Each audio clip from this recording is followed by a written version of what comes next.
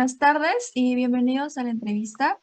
El día de hoy nos acompaña el doctor Carvajal López Rodrigo Alonso, que desempeña sus labores en el Hospital María Reiche Neumann.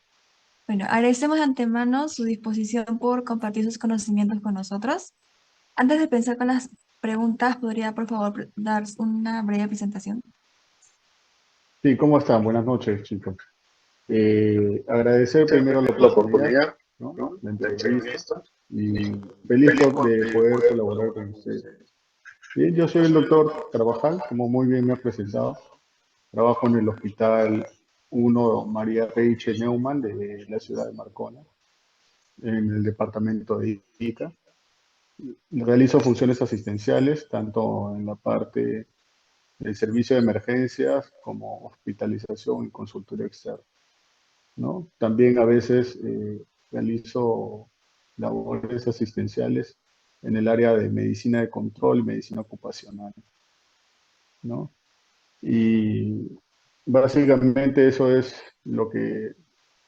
las actividades que realizo en mi día a día. Ok, gracias. Para dar inicio, ¿podría ilustrarnos acerca de las distinciones que existen entre una enfermedad o riesgo ocupacional y una enfermedad de carácter común? Ya, perfecto.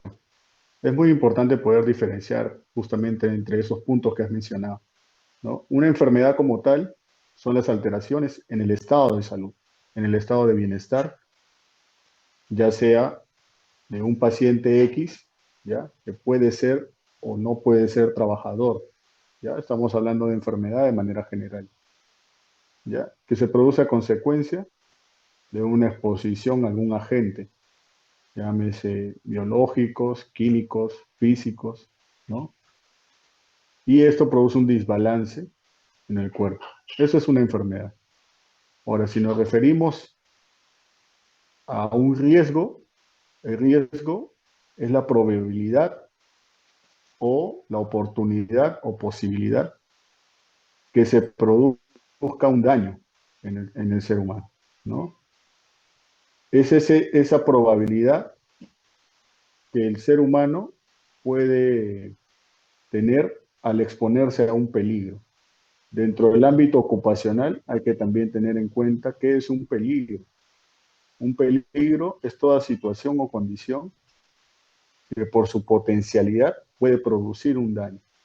Por ejemplo, ustedes, digamos que son trabajadores de cierta empresa X que se dedica al envasado de productos químicos, que son altamente corrosivos, ¿ya? Y entran en contacto con ese producto químico. Ese producto químico, por su misma condición, ya representa un peligro, porque es tóxico, porque es corrosivo, porque es dañino. Representa un peligro, ¿ya? Ahora, para diferenciarlo de riesgo, ¿cuándo vendría a ser esto un riesgo? Cuando digamos este peligro tiene la posibilidad de ejercer un daño en los trabajadores. Entiéndase, por ejemplo,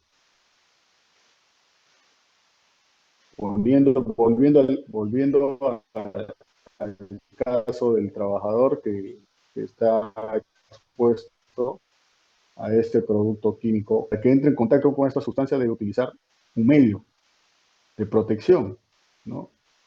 Y digamos que este medio de protección tiende, por ejemplo, unos guantes, tiene un hueco, está desgastado, está mal conservado, ¿ya? Es más probable que al utilizar estos guantes,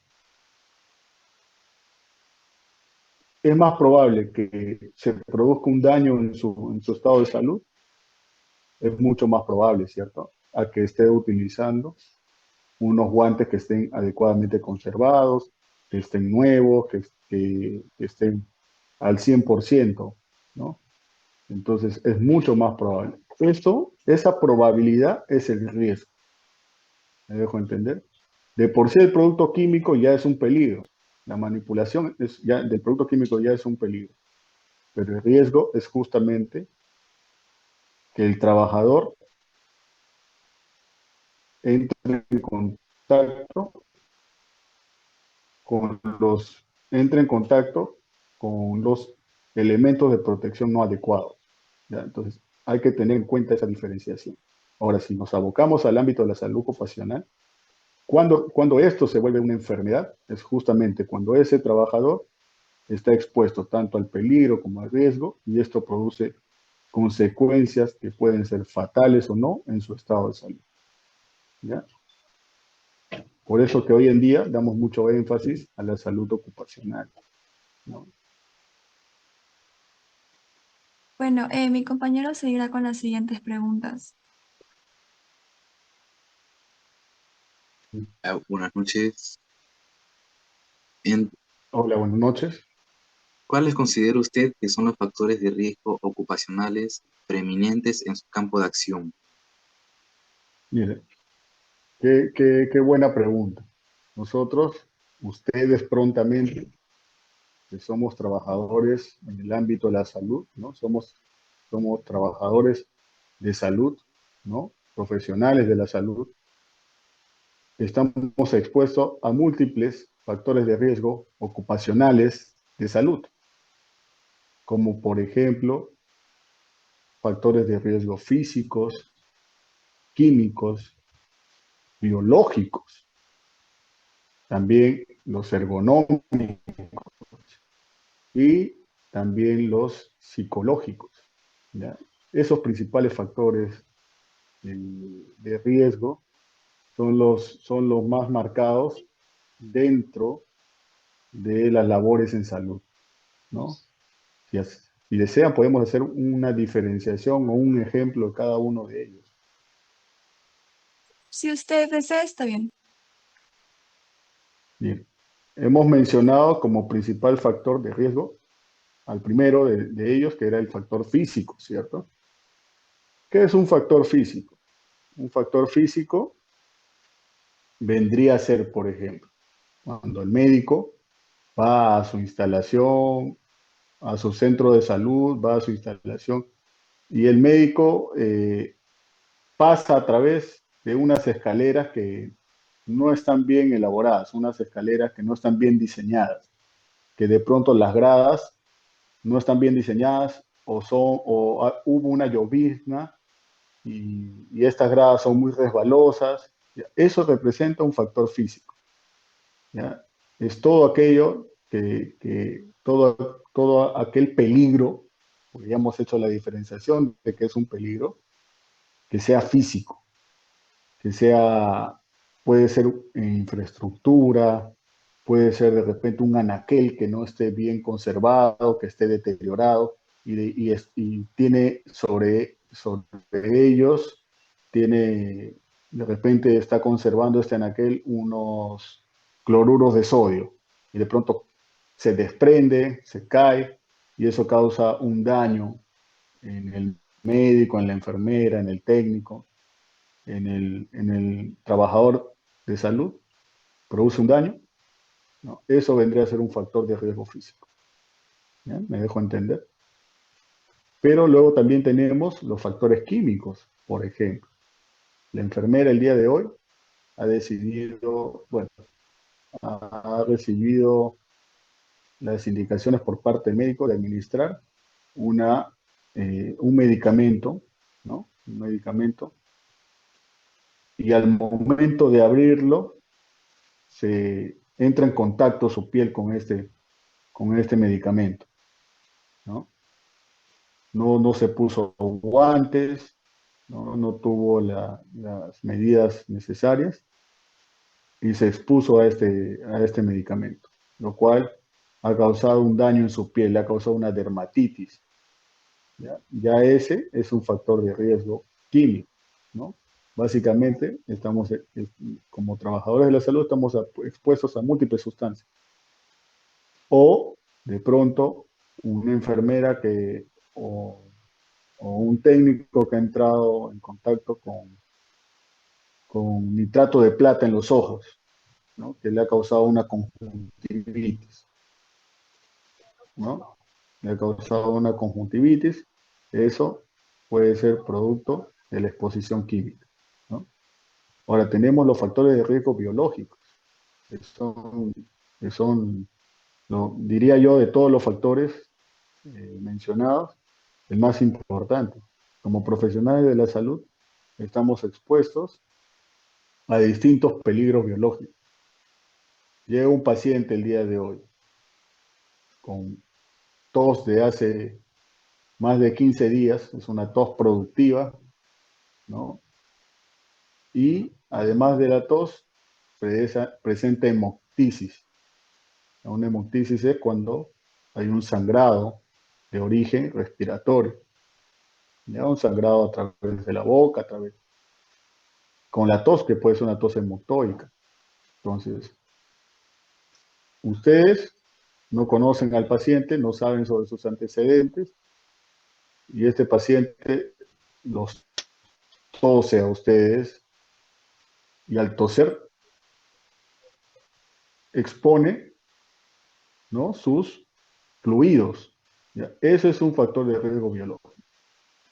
Por ejemplo, también entra en contacto con un paciente que está sangrando. Ustedes no se han puesto guantes de repente, el trabajador de la salud no se ha puesto el equipo necesario, entra en contacto con la sangre, ya es un factor de riesgo biológico. O una enfermera que está aplicando un inyectable y al aplicar el inyectable, posteriormente se distrae, se pincha con la jeringa que ha administrado el medicamento intramuscular.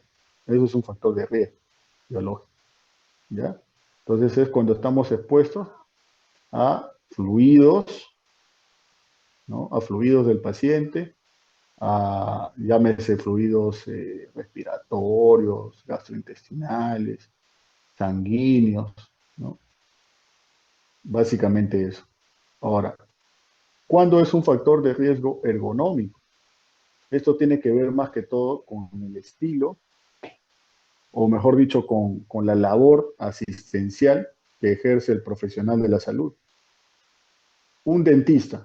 El dentista casi todo el tiempo está sentado en su silla, ¿no?, haciendo las curaciones, extrayendo dientes, ¿no?, realizando distintas funciones odontológicas. Al realizar estas funciones, necesariamente tiene que encorvarse para poder realizar labores dentro de la boca del paciente. El estar mucho tiempo sentado y encorvado es un factor de riesgo ergonómico para que ese dentista desarrolle una lumbalgia, una dorsalgia, ¿no? Los factores de riesgo ergonómico tienen que ver con la postura, con el tiempo que estás expuesto a un determinado, a una determinada postura, o de repente a un determinado factor físico. Por ejemplo, estás mucho tiempo en un campo con la ventana abierta y esto entra mucho viento, ¿no? Entonces, eso es básicamente un factor ergonómico, ¿ya? Luego también tenemos los factores psicológicos, en el cual hoy en día el colegio médico está dando mucho énfasis a este factor. ¿Por qué? Porque muchos de los médicos sufrimos agresiones por parte de los pacientes, ¿no? Muchos médicos incluso se deprimen, presentan cuadros de ansiedad a raíz de las agresiones que sufrimos por parte de los pacientes. Lamentablemente nuestro sistema de salud no es el mejor del mundo y a veces en consulta médica tenemos que ver muchos pacientes porque hay la demanda, porque hay la necesidad. Y los pacientes a veces, a pesar que ya completaste tu lista de pacientes que debes de atender por horas, llegan y te piden un adicional, ¿no? Te piden un adicional, y tú, a pesar que ya el médico entregó muchos adicionales, ¿no?, el paciente lo insulta, lo agrede física y verbalmente, ¿no? Eso es un factor de riesgo psicológico. O de repente la sobrecarga de trabajo ¿no? No está durmiendo bien, le sobrecargan de trabajo, eso también, o el jefe tiene una mala relación con su jefe inmediato o con el resto del personal asistencial, pues eso representa un factor de riesgo biológico.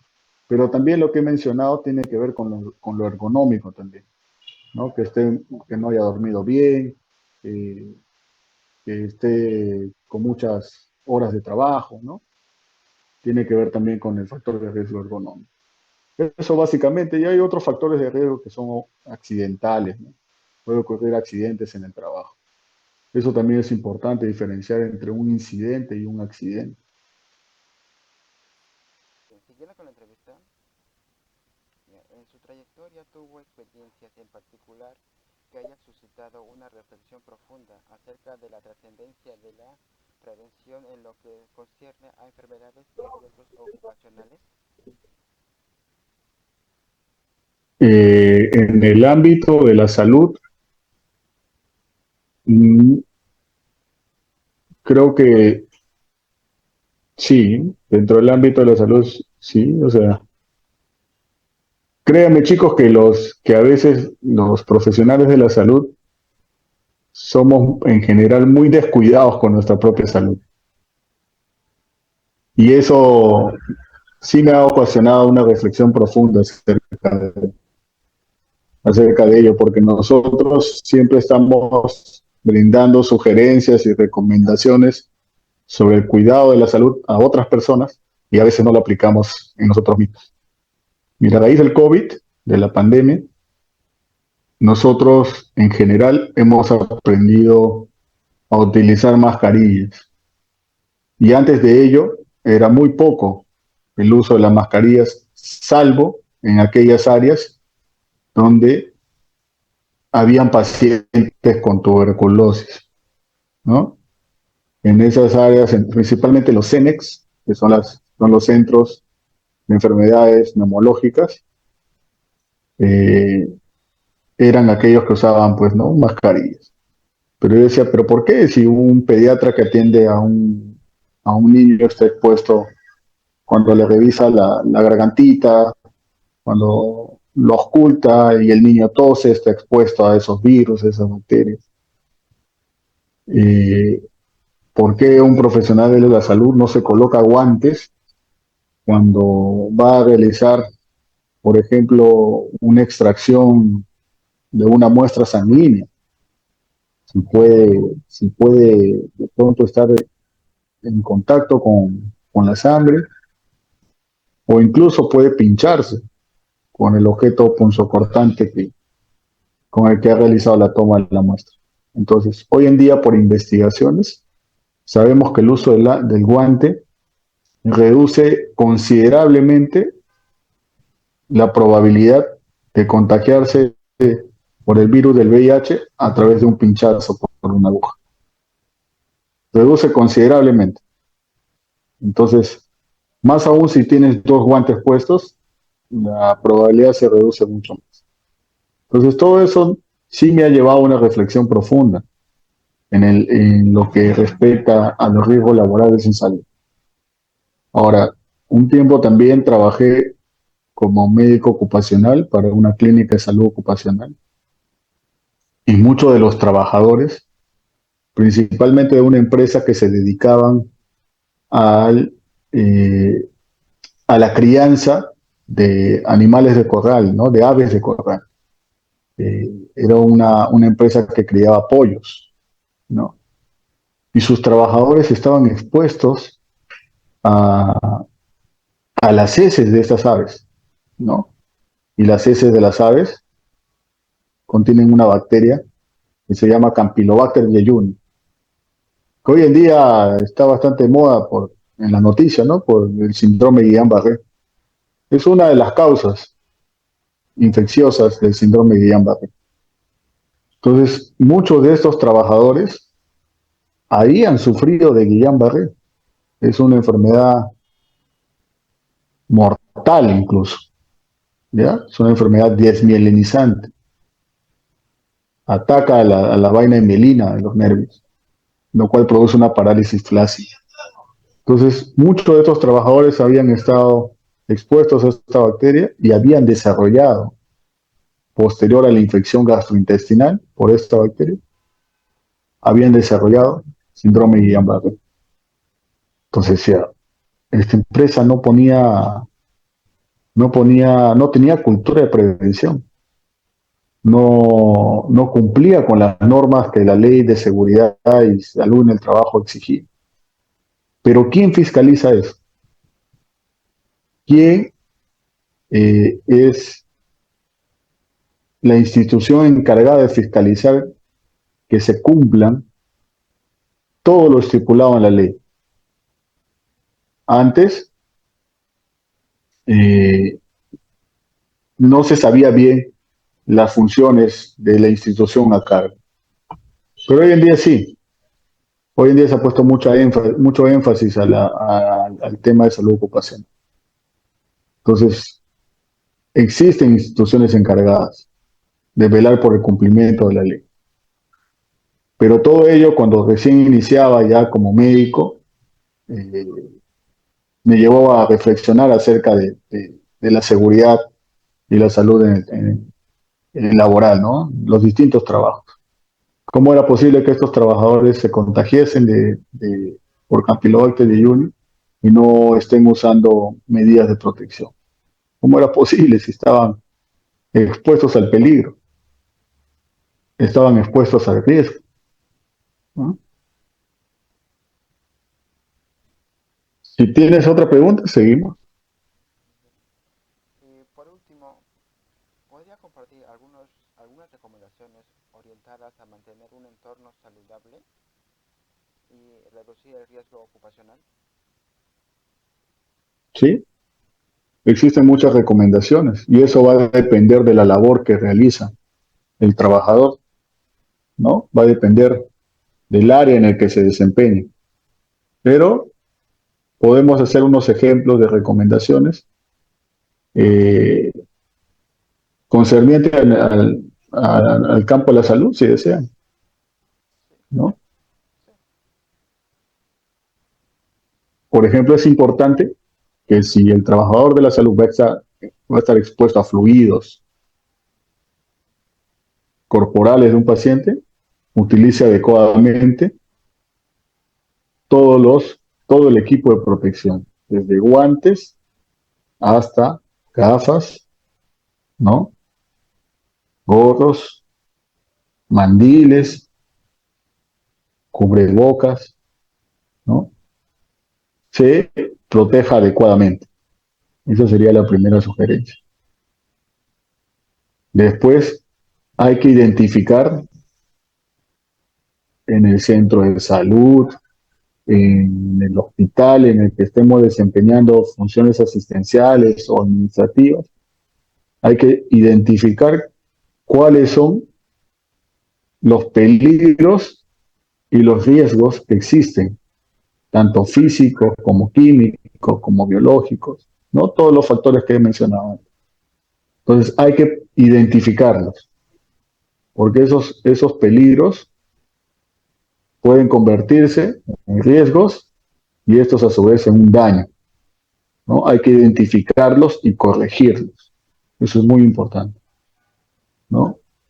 Y además, otra recomendación o sugerencia sería es que nosotros, que somos, bueno, profesionales de la salud, y dentro de poco ustedes también, tienen que entender que no somos máquinas, porque a veces los pacientes nos ven como máquinas.